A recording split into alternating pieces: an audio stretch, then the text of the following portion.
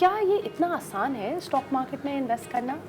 बिल्कुल बहुत आसान है। मैं समझता हूँ इससे ज्यादा आसान कुछ चीज नहीं है। अच्छा, तो यार लोग इतना इंटिमिडेट क्यों होते हैं इससे फिर? लोग बेसिकली होता ये है कि 10 में से 3 लोगों ने इसमें कोशिश की है कुछ करने की, और उस 3 लोगों में से 2 लोगों ने पेनी स्टॉक्स में काम करके अपना नुकसान किया। अब वो बाकी 10 को कहेंगे यार आप काम नहीं करना चाहिए। हाँ, ये बात बिल्कुल सही है। काफी दफा मैंने एक चीज नोटिस किया, अभी पॉडकास्ट करते हो राइट, जिसमें आप फाइनेंशियल लिटरेसी के बारे में थोड़ी सी बात करते हो। आई थिंक पाकिस्तान में फाइनेंशियल लिटरेसी का बहुत इशू है। लोग इन्फ्लेशन में पैसे बैंक अकाउंट में पड़े रखेंगे बट वो आगे इन्वेस्ट नहीं करेंगे।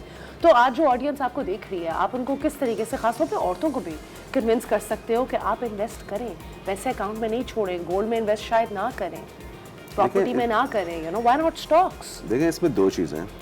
सबसे पहले जब हम औरतों की बात करते हैं ना, आई बिलीव औरतें are the best money managers. Yeah. If you talk about how they manage home, if you talk about even if they are into business, how they manage the stuff. Yeah.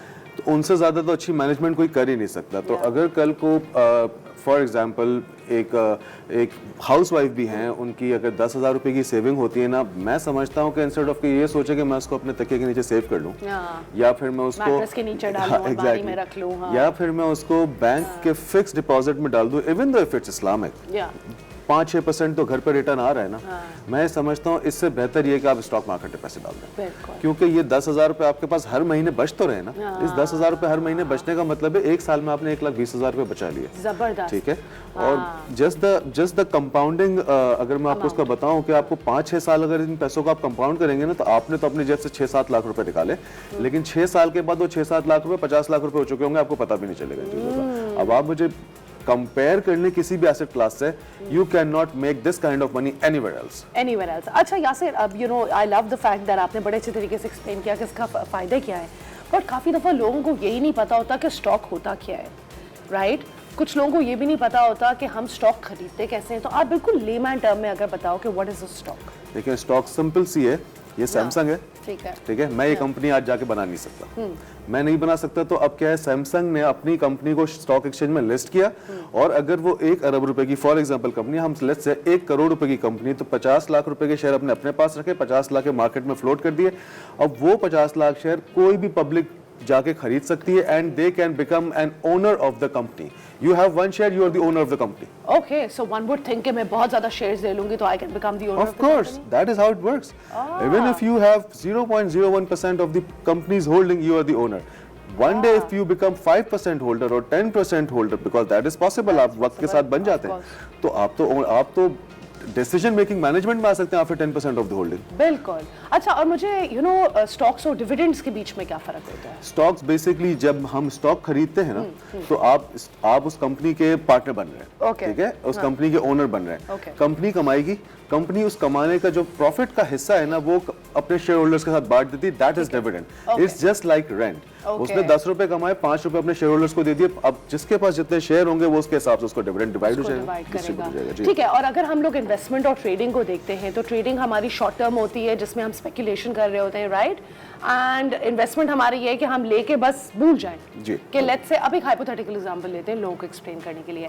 Let's say मैं आपके पास आती हूँ, मैं आपको बोलती हूँ ये मेरे, नहीं आपके पास नहीं आती, मैं आपको बोलती हूँ कि आप मुझे सिखाओ how to make an account, what to do, so tell me step by step. देखिए, just to make an account आपको वाइट सिक्योरिटीज की वेबसाइट पे जाना है, वहां पर कुछ भी नहीं करना। वाइट सिक्योरिटीज मेरा हाउस है, उसकी वेबसाइट, आपको उसकी वेबसाइट पे जाना है, ओपन एन अकाउंट, एक फॉर्म फिल करना है, एंड दैट इज इट। आपको अपने डॉक्यूमेंट में क्या देना है मुझे? उस फॉर्म के अंदर आपको अपनी जो आपकी बेसिक इन्फॉर्मेशन है, नाम, एड्रेस, आपकी bank information, NIC, nominee NIC, and that's it. आपकी वहाँ इन्फॉर्मेशन आ गई, आपके डॉक्यूमेंट्स में आपकी NIC, nominee NIC, bank statement, that's it. आपके 24 घंटे में अकाउंट खुल गया। अब you are eligible to invest in stock market. ठीक है, आपने पैसे उसके अंदर डाले और आप अब इन्वेस्टमेंट करने के लिए तैयार हैं। ठीक है, अब मैं 10,000 रुपए अगर डालूंगी, is that too less? No, even 5,000 is not less. Really? Yes. Okay, and what are the returns like? How does it work? Okay, if you talk in general terms, तो आपको 10 से 15% रिटर्न टारगेट करना चाहिए stock market से minimum, ठीक है। But if you talk about last 2 years, stock market has given 600% return. The stock market has done incredibly well in the last 2 years. And next 2 years are going to be much better. तो क्या मतलब है, ये तो आप पर मुझे बड़ा वो कर रहे हैं कि मैं जरूर इन्वेस्ट करूँ अब। हाँ, दिस साउंड्स ग्रेट। अच्छा, you know, so interest rates जिस तरह होते हैं, डिफरेंट कंपनीज होती हैं, हम कंपनीज को कैसे स्टडी करें? जिस तरह आप बोल रहे हो कि रिजा ये कंपनी 10 साल से मार्केट में बैठी है, 20 साल से मार्केट में बैठी है, क्या मुझे उन्हीं बिग लीग्स के पास जाना चाहिए, बिग डॉग्स के पास जाना चाहिए, या मैं लेट्स से बोलूँ कि नहीं यार, I like the thrill of trading और मैं किसी ऐसी कंपनी में इन्वेस्ट करना चाह रही हूँ जिसमें मुझे क्विक रिटर्न मिले? Can that happen? Yeah, that can happen, but it needs a strategy. It needs a strategy. अब strategy क्या होगी? Even if you want to go and trade penny stock, जिसकी हो सकता है कि उस कंपनी की इतनी ज्यादा वर्थ ना हो, but the returns are very, it's because it's a volatile stock, तो आप उसमें ट्रेडिंग कर सकते हैं। तो आप क्या करें, उसके अंदर 20-25% स्ट्रेटेजिकली पैसे लगाएं, बाकी 75% आप उन बिग हंड्रेड्स में लगाएं जो आपको पता है कि उन्होंने कहीं नहीं जाना। अच्छा, They will give you returns, they will keep giving you returns। तो आप बट आप लूज भी तो कर सकते हो फिर यहाँ से। किस चीज में? आप लेट्स से अगर मैंने किसी शॉर्ट टर्म, लेट्स से किसी टेक स्टार्टअप पे लगा लिए, मुझे पता है कि यू नो उसके स्टॉक्स बहुत ऊपर नीचे हो रहे हैं, and I make good money, but at the same time I can lose all of my money. Of course, that can happen. In that case what do I do? Do I start from zero again? मैं फिर मैं कहता हूं कि अगर आपके पास from day one strategy, if there is somebody to guide you that it needs a strategy, आप जीरो होंगे ही नहीं। ओके। When I say- क्या ये जरूरी है कि मैं एक ब्रोकरेज हाउस के पास जाऊं? क्या मैं खुद नहीं कर सकती? नहीं, ब्रोकरेज बेसिकली जो ब्रोकर्स होते हैं वो आपके स्टॉक के आपके शेयर्स के और कंपनी के बीच में आपके मीडिएटर्स हैं। मीडिएटर, उसके बाद उसके अलावा आप स्टॉक मार्केट में इन्वेस्ट नहीं कर सकते। नहीं कर सकते। ओके, गॉट इट, जबरदस्त। अच्छा, तो आपको लगता है कि अभी भी पाकिस्तान में लोग प्रॉपर्टी और गोल्ड में ज़्यादा इन्वेस्ट करते हैं और स्टॉक्स में नहीं करते?